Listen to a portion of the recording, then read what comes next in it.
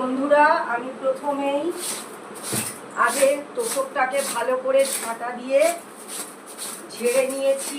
অনেকক্ষণ থেকেই এটা ঝেড়ে নিয়েছি।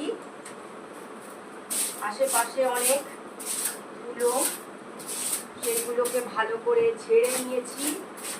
ঝাড়ার পরে বালিশ টালিশগুলো নিচে নামিয়ে দিলাম, তাহলে চাদরটা বেচাতে সুবিধা হবে। তো চাদরটা বিছিয়ে নেব। দেখো বন্ধুরা, এই চাদরটা আমি চৈত্র সেলে কিনেছিলাম। তো যেহেতু কম দাম নিয়েছে, তো চাদরটার পুরো রং একেবারে উঠে পুরো ফেড হয়ে গেছে। তো সেই কারণে বন্ধুরা, কম দামে জিনিস নেওয়া উচিত নয়। ভিডিওটা দেখবে।